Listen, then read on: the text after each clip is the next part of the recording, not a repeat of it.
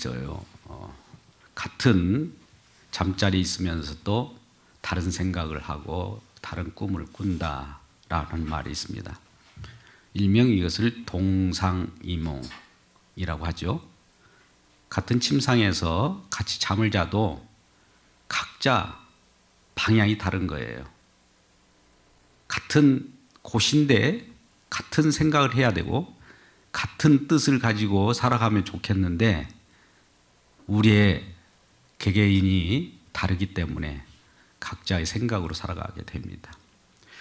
그런데 특별히 우리는 우리가 각자의 생각을 한다 할지라도 현재 지금 어디에 있느냐, 이것도 굉장히 중요합니다. 우리의 위치가 중요한 거예요. 각자 놓여진 곳이 있을 거예요. 온 우주 만물이 각자 지정된 위치에 있어야 아름답다고 하잖아요. 그런데 그것보다 더 중요한 것은 우리가 어디를 향해 가고 있느냐가 중요합니다. 왜 그러냐면 하나님의 말씀은 우리를 어디론가 인도해요. 주님의 뜻은 우리를 진정한 하나님 목적하신 바를 이루려고 우리와 함께 손잡고 가길 원하는 겁니다. 그래서 우리는 어디에 있는 것도 중요하지만 그곳에서 우리 생각과 우리 행동이 어디를 향해 가고 있느냐가 중요합니다. 오늘 기도하시는 목사님께서도 어떤 사람들은 산과 들로 생각과 행동이 그쪽을 향하여 가고 있습니다.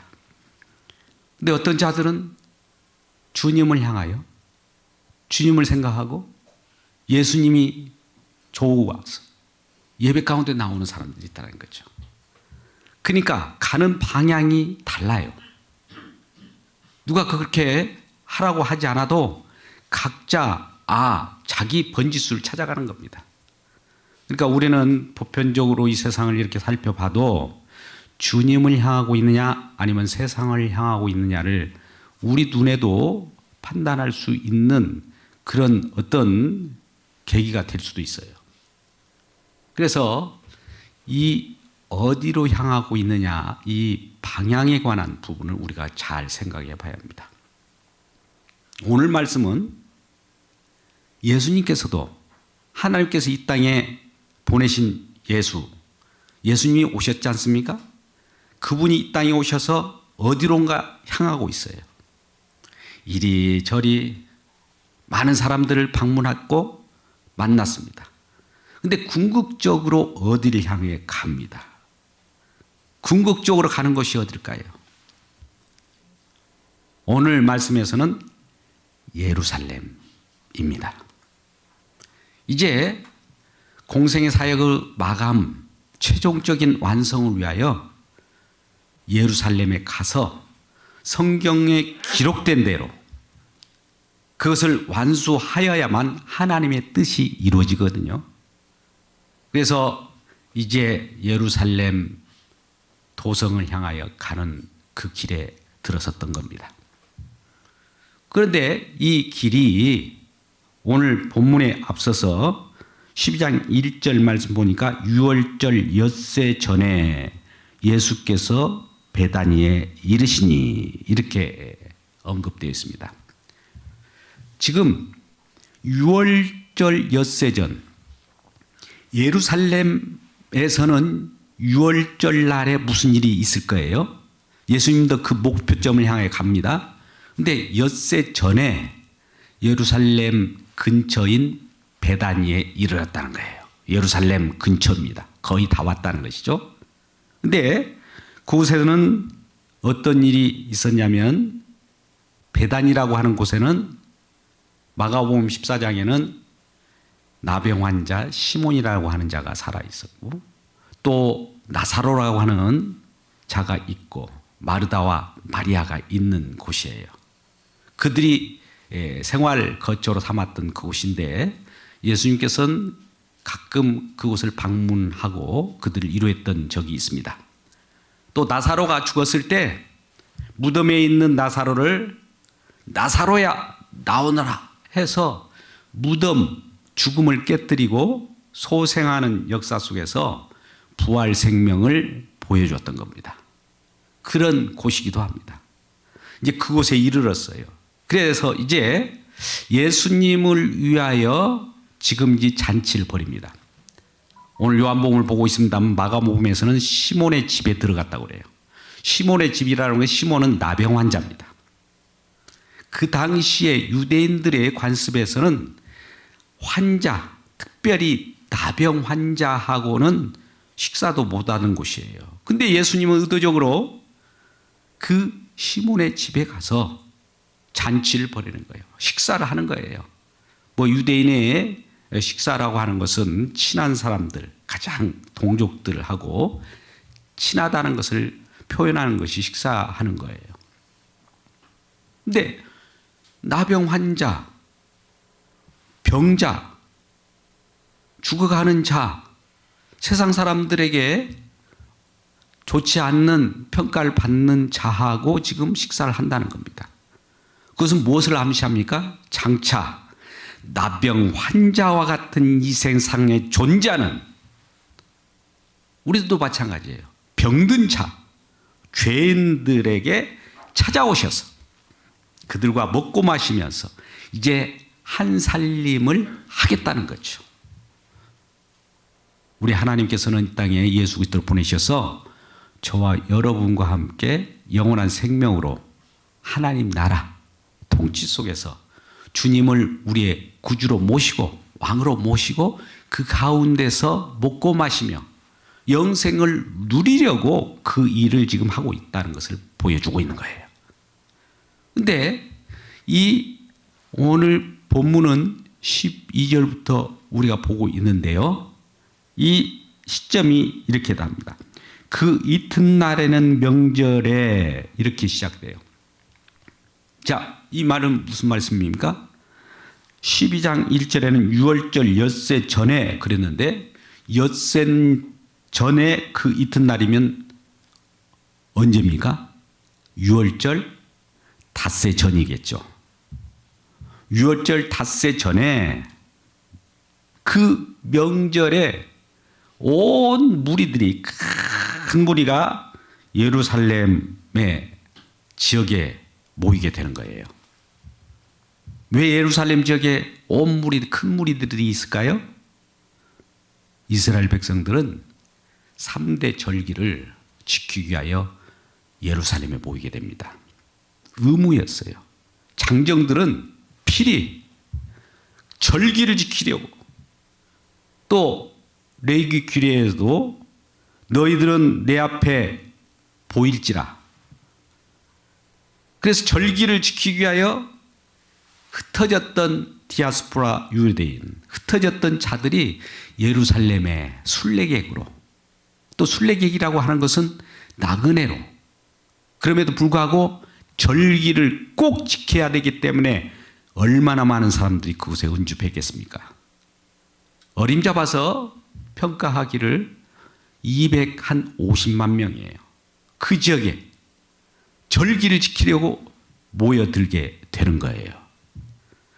그래서 큰 무리가 모여 있을 때 예수님에 대한 소식을 듣지 않았겠어요?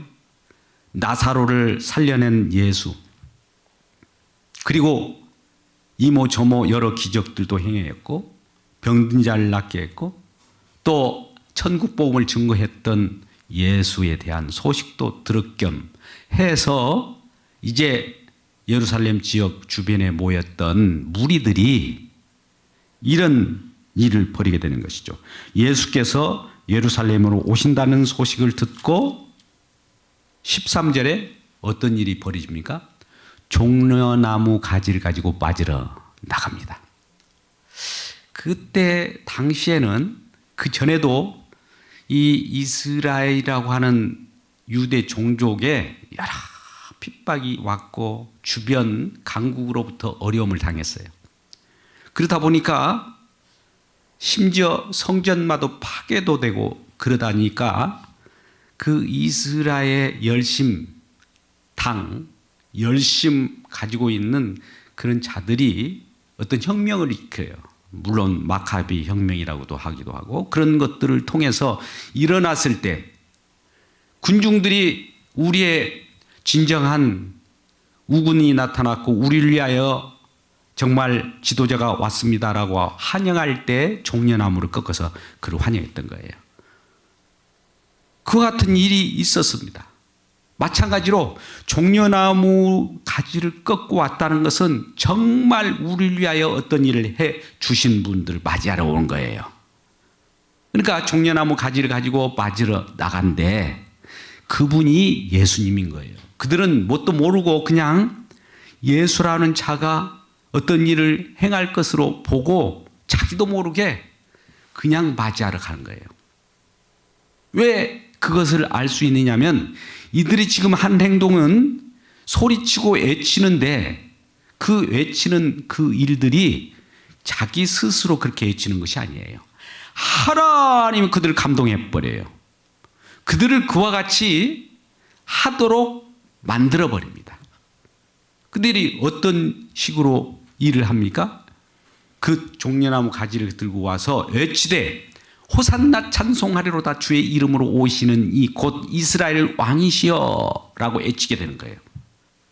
그러니까 그렇게 외치는 것이 자발적으로 되는 것 같지만 사실 성경에 기록된 대로 하나님께서 그들을 감동해 가지고 그렇게 하게 만들어 버린 겁니다. 그러니까 그들은 그렇게 외칠 수밖에 없어요. 외치고 났는데 그러한 외치는 내용이 그들의 마음을 담아서 외치는 것이 아니라 하나님께서 감동해서 외치기 때문에 나중에 그들이 진정 자기 마음을 담아서 외치는 것이 아니었다는 것을 알게 돼요. 그렇게 환영하고 예수를 그렇게 환영하고 주의 이름으로 오시는 이여라고 찬송하리로다 라고 했던 자들이 곧 있으면 며칠 후 되면 예수님을 그렇게 환영했던 데서 완전히 폭도로 변해버린다는 사실이에요. 그러니까 지금 찬송하리로다 이것도 스스로 하는 것이 아니에요. 하나님은 기록된 대로 각본대로 그 일을 하게 되는 겁니다. 여러분, 하나님 말씀은 기록된 말씀이에요. 하나님은 말씀한 대로 이루어가요. 누구를 들었어더라도. 저들이 예수 그리스도를 맞이하지 않으면 돌들어도 그들을 예수를 맞이하게 만들어버려요. 이게 말씀의 이력이 얼마나 큰가를 알아요.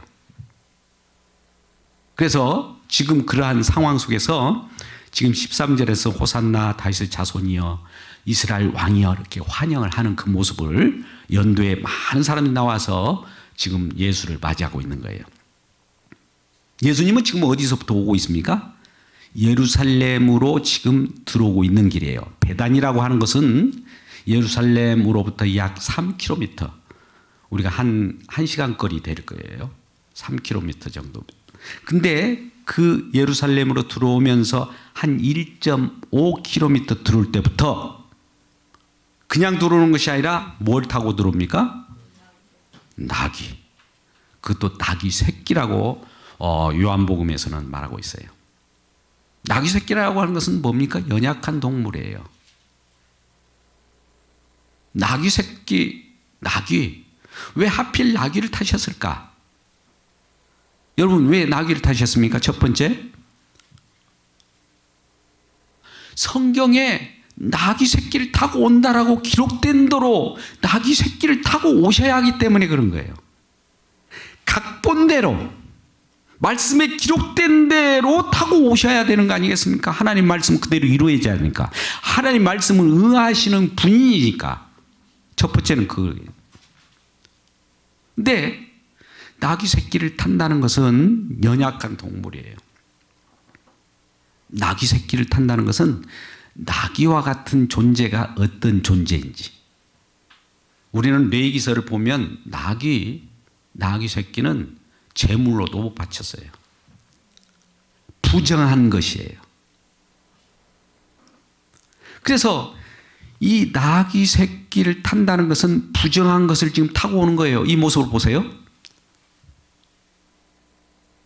나귀 새끼는, 나귀들은 어떠냐면은 우리가 볼 때 나귀가 죽으면 땅에 묻지도 않아요. 그냥 죽은 대로 시체가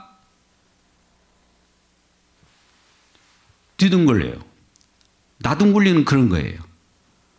들리게 보면 뭐가 뼈가 있으면 그 나귀예요. 나귀 새끼, 나귀, 뼈.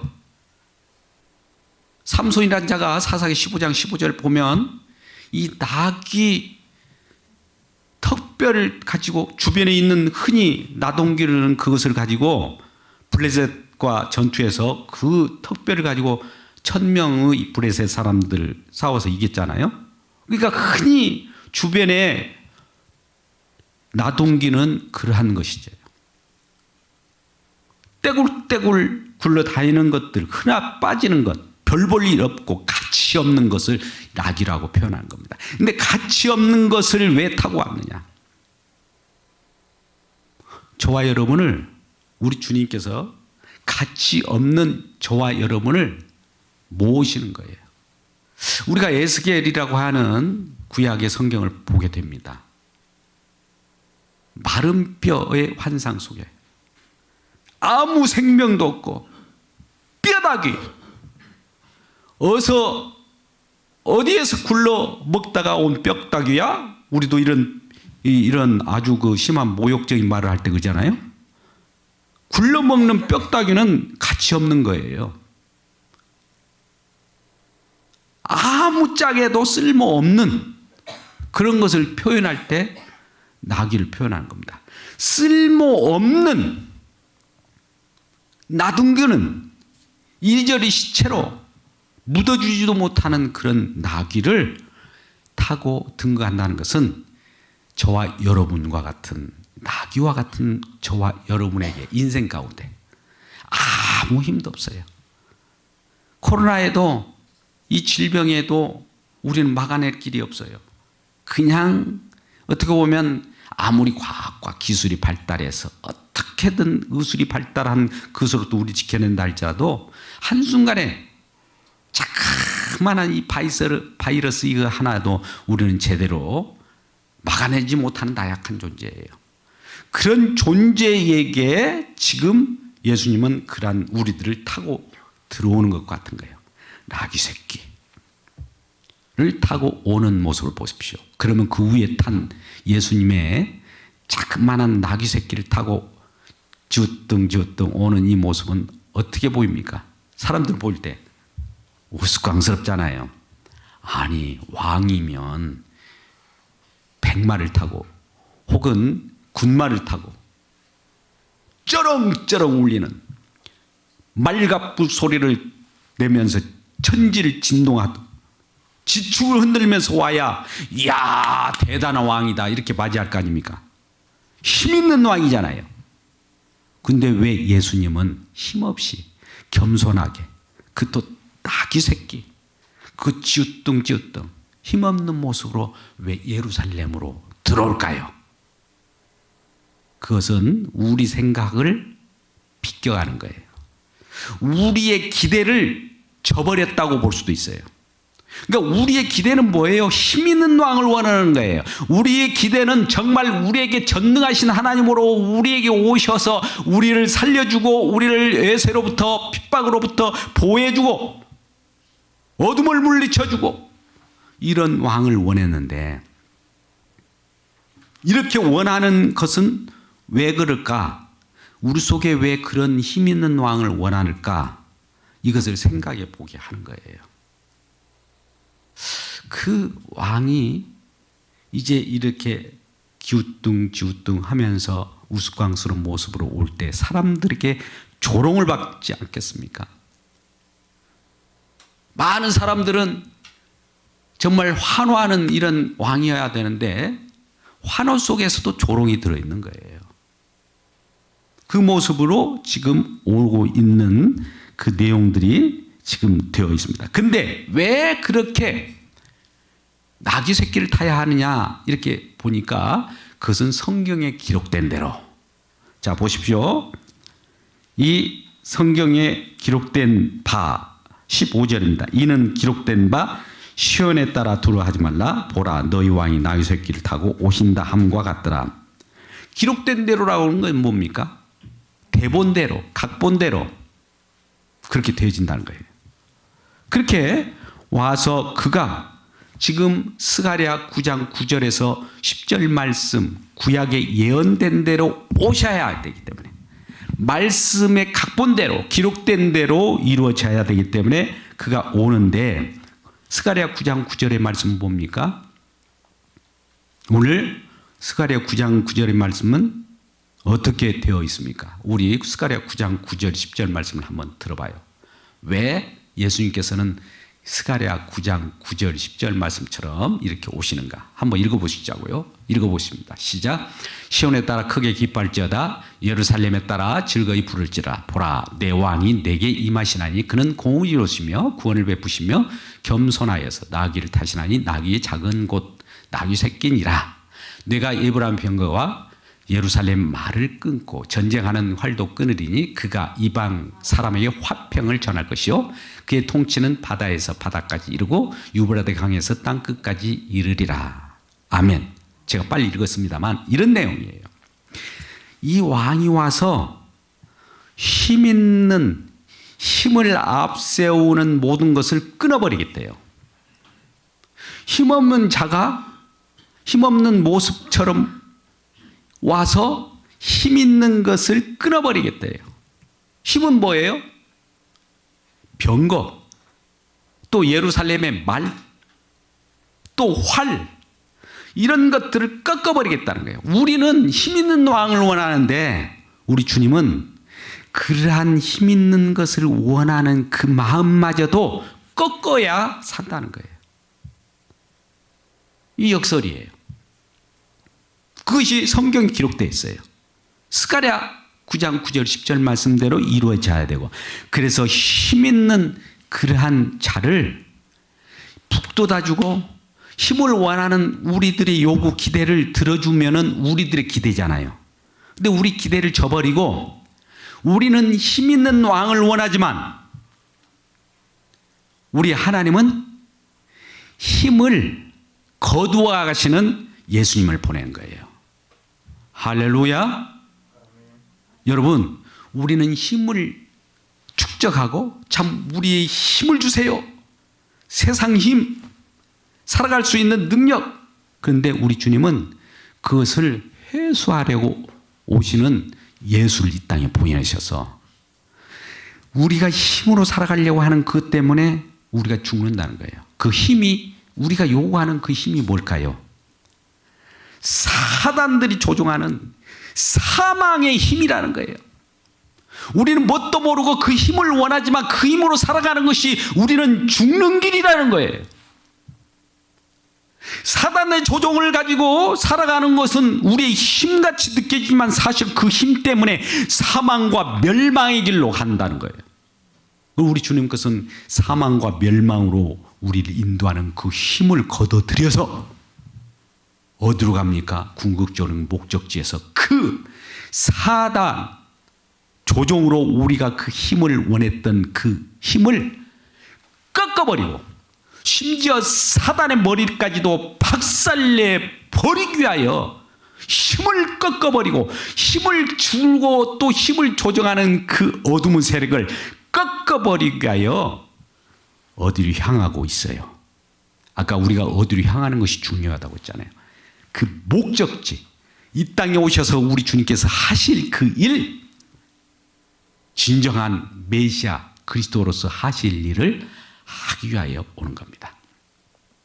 그러면 그 당시 유대인들의 입장에서, 이스라엘 백성 입장에서는 정말 자기 자신들이 어디에 포로에 잡혀 있는지를 모르고 있는 거예요. 육적으로는 어디에 잡혀 있는 겁니까? 로마 주변 환경, 로마라고 하는 세상을 제패하는 그 속에 식민지로 살아가고 있잖아요. 그죠? 영적으로는 뭐예요? 율법이라고 하는 것에 갇혔어요. 율법이라고 하는 것에 갇혀서 율법은 죄를 죄되게 해요. 죄는 죽음을 가져오는 거예요. 우리가 죄의 삭은 사망이잖아요. 그러니까 율법에 갇혀 있는 것조차 모르고 율법 속에서 힘을 내라고 하니까 율법이 강성해지는 거예요. 그러니까 그 속에 조종하는 죄, 마귀의 일을 멸하기 위하여 우리 주님께서는 마귀의 힘마저도 회수해 버립니다. 어디에서 빨아당길까요? 우리 주님은 마귀의 일을 빨아당기는데요, 그곳으로 지금 향하고 있는 중입니다. 그것은 오늘 요한복음 12장을 보고 있습니다만 요한복음 19장까지 이르러서 그 긴 장이지만 며칠 사이에 일어날 일이에요. 12장부터 19장 30절 말씀에 다 이뤘다라고 그래요. 그래서 오늘 말씀의 내용의 끝부분 가면 우리는 요한복음 19장 31절 말씀에 이런 말씀이 있어요. 한번 같이 읽어보죠. 일하는 준비일이라 유대인들이 그 안식일의 큰 날이므로 그 안식일의 시체를 십자가에 두지 아니하여 빌라도에게 그들 다리에 꺾여 시체를 쳐. 여러분 말씀을 다시 여러분 보십시오. 오늘 12장 31절이에요. 12장 31절을 다시 펴주세요. 세상 임금을 심판하기 위하여 우리 주님은 그 일을 하신다는 거예요. 같이 읽겠습니다. 시작. 이제 이 세상에 대한 심판이 이르렀으니 이 세상 임금이 쫓겨나리라. 예. 이 세상 임금에 의해서 유대인들도 이스라엘 백성들도 저와 여러분도 세상 임금에 의해서 지금 조종을 받고 거기에 포로가 되어 있는 거예요. 그럼 예수님께서는 이 땅에 오셔서 포로된 우리들을 구원해내기 위하여 예수님께서 직접 일을 하시는 거예요. 물론 예수님께서는 장차 마태복음 12장 28절 말씀처럼 하나님의 성령이 임하는 곳이면 하나님 나라가 이미 임하였다. 하나님의 성령이 임하는 곳이면 어둠이, 마귀가, 사단이 쫓겨나는 것이고 그곳에는 하나님 나라가 임하였다라고 해요. 그러니까 우리 가운데 탐심이나 우리 가운데 욕심이나 우리 가운데 힘을 원하는 이것을 우리 주님이 공격에 들어오셔야 돼요. 내 마음 가운데 들어오셔야 돼요. 목적지가 나에게 들어오셔서 내 속에 있는 탐심과 죄악과 힘을 가지고 싶어하는 이것들을 완전히 죽여줘야 그 속에서 하나님 나라가 심겨진다는 사실이에요. 근데 누가 이걸 좋아하겠어요? 근데 그것을 아는 자들이 있다는 거예요. 언제 알까요? 예수님 제자들도 몰랐어요. 나중에 예수님께서 그 일을 다 완성하고 나서 성령을 보내고 나서야 그때서야 눈이 띄었어. 아, 그 전에 우리 주님이 하신 그 일이 내 속에 있는 탐욕과 내 속에 있는 죄악과 내 속에 있는 그 많은 힘을 원했던 이것이 결국 내 자신이 죽는 길이라는 것을 그때서야 알려준 거예요. 그때 그전에는 몰라요. 그래서 오늘도 이러한 주님이 우리 마음 가운데 향하기 원합니다. 그분은 예루살렘 그 터전 평화의 왕으로 그곳으로 향하지만 평화의 왕이 되려면 우리 주님도 저와 여러분에게 평화의 왕으로 오시면 우리 마음이 평화가 천국이 임하는 거예요. 마찬가지로 예수님이 지금 평화의 왕이라고 하는 예루살렘 성, 예루살렘이라고 하는 말이 평화의 터전이라는 뜻이에요. 그러니까 예루살렘으로 갔다는 것은 내 안에 예루살렘이 되어서 우리 주님이 내 마음의 성전이 되셔서 내 안에 들어오면 우리 주님이 왕으로 등극할 때 내 안에 나는 사라지고 우리 주님이 등극할 때 되면 나귀 새끼와 같은 별 볼 일 없는 저와 여러분들도 주님을 모시고 기쁨으로 살아갈 수 있는 평화의 왕을 우리가 모시고 산다는 기쁨 속에서 즐거움을 맞이할 수 있는 겁니다. 그분은 사망의 힘을 끊어버리고 화평을 주러 오신 만왕의 왕이에요. 이러한 주님을 모신 기쁨 속에서 승리하는 저와 여러분 되시기를 주님의 이름으로 축복합니다. 기도하겠습니다. 아버지 하나님,